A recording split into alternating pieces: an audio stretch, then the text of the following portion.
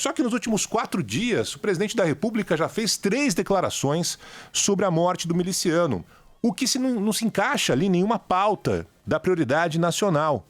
Ontem o presidente voltou ao assunto, especificamente Bolsonaro manifestou preocupação com o conteúdo dos celulares do tal miliciano que foi morto. Aliás, falou que poderiam forjar troca de mensagens, áudios recebidos no WhatsApp, o que, convenhamos, soa estranho, porque esse assunto não diz respeito, ou pelo menos não deveria dizer respeito às atribuições de um presidente da República. Mas, de qualquer forma, vamos lá.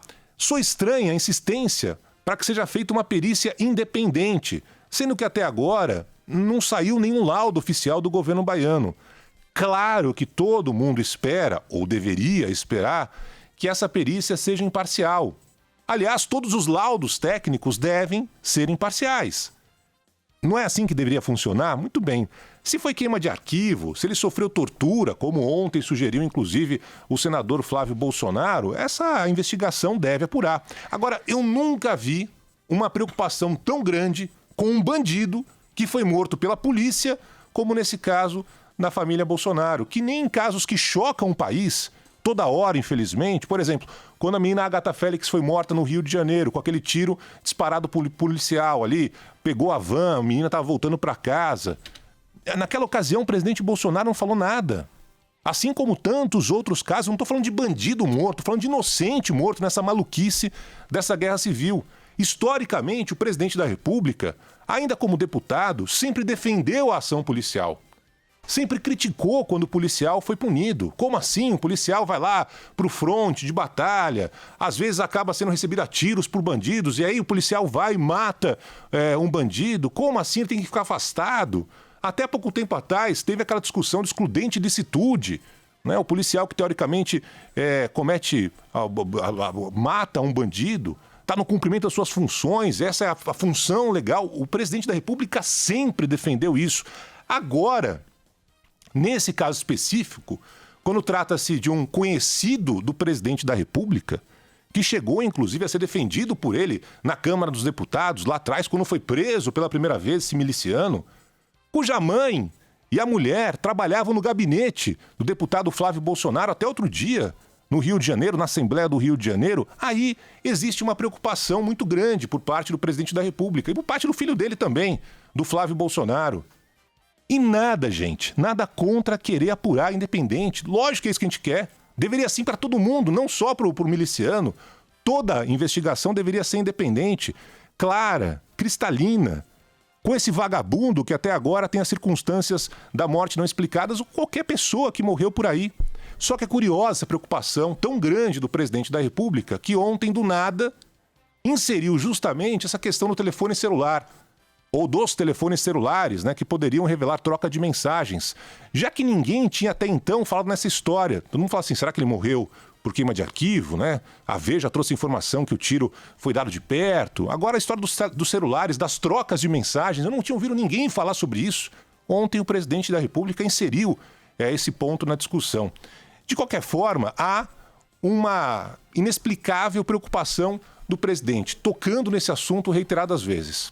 Ontem o Bolsonaro voltou a citar a revista Veja, que no final de semana publicou uma foto na capa do miliciano morto, dando a entender a reportagem de que o tiro foi disparado de muito perto, o que justificaria a hipótese de execução, de queima de arquivo. E é curioso, novamente, uma contradição nas atitudes do presidente da República, porque, nesse caso específico, ele está usando uma reportagem, a imprensa, que tanto ele recrimina e manda banana, né, para defender seu ponto de vista. Ou seja, quando a reportagem interessa para o pensamento dele, aí a reportagem é boa, aí a reportagem vale. A matéria tem credibilidade. Quando não interessa, a imprensa é alvo de críticas. Tome banana para lá, tome banana para cá. Só que no meio de toda essa briga, o presidente da República ontem ultrapassou barreiras, usou uma fake news para agredir uma jornalista. E aí, numa boa, não é só questão de jornalista, de ser mulher. É um ser humano. É um ser humano. É como eu falar agora, assim, do meio corporativo. Somos corporativistas. Não tem a ver com isso. Tem a ver com respeito, com civilidade, com a lei também, que não permite esse tipo de fala. Falando para aquela plateia lá que a gente já conhece, que aplaude qualquer coisa que o Bolsonaro venha a se pronunciar, o presidente da República ontem disse que a jornalista Patrícia Campos Melo quis dar o furo, numa referência àquele depoimento mentiroso daquele rapaz que trabalhava com tecnologia, o tal do Hans River, na semana passada, na CPI que está investigando a fake news, que não vai dar em nada também essa CPI, mas vamos lá. Patrícia Campos Melo provou que se tratou de uma fala completamente mentirosa, de que ela teria se insinuado pro tal do Hans. E ainda assim, ontem, o presidente da República, num ato covarde, proferiu um dos mais graves ataques, mesmo com todas as evidências, na direção contrária. Passou das ofensas, da banana, por uma acusação rasteira, que ultrapassa a educação, o respeito, a civilidade e até a lei. É uma acusação tão grave, tão baixa, tão absurda, dita de um modo tão chulo, que só quem vai aplaudir é a claque do Bolsonaro. Porque aí ele pode falar a maior bobagem do mundo que todo mundo vai lá achar graça, dar risada. Mas qualquer pessoa de bom senso, de mínimo bom senso, inclusive aqueles que apoiam o presidente da República, acham que ele pode fazer um bom governo, impossível achar a declaração dele normal. Não dá para chamar de brincadeira.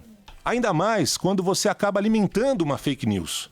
Se você não gosta de uma reportagem, se você acha que essa reportagem está errada, se você acha que um jornal persegue, um repórter o persegue, você tem todo o direito de pedir, o direito de resposta ao veículo. Vai lá, rebate tudo o que foi escrito. Você pode processar o jornal, você pode processar o repórter. Só que em vez disso, parte desses ataques grosseiros, que não caberiam numa retórica de um presidente da República, ainda mais no momento em que o mundo inteiro combate esse tipo de ação, de fase preconceituosa, é no futebol, é no dia a dia no escritório, é no carnaval. E aí aparece um chefe de Estado vindo a público e faz uma piada, se é que isso é piada, de péssimo gosto, pratica uma ofensa, alheio à liturgia do cargo, alheio ao respeito a outro ser humano, alheio ao bom senso, alheio ao que acontece no mundo inteiro. Eu sei que a cada dia que passa, infelizmente, mais pessoas se afastam da política. Tem muita gente cansada de tudo isso. Seja das roubalheiras que a gente já acompanhou em governos anteriores, que pilharam o Estado brasileiro, seja com esse baixíssimo nível de discussão. E é sobre política? Eu não quero nem saber, deixa pra lá, não quero nem ouvir. Só que essa é exatamente a estratégia desenhada. Deixar esse debate político para os radicais, para os talibãs, para os robôs virtuais. E isso não deve acontecer. É fundamental que todos se informem, não se afastem da compreensão crítica da política, concordando ou discordando com aquilo que eu falo, né? Mas que seja dado o devido limite àquilo que ultrapassa o bom senso. E isso aconteceu ontem nas palavras do presidente da República. E vamos em frente.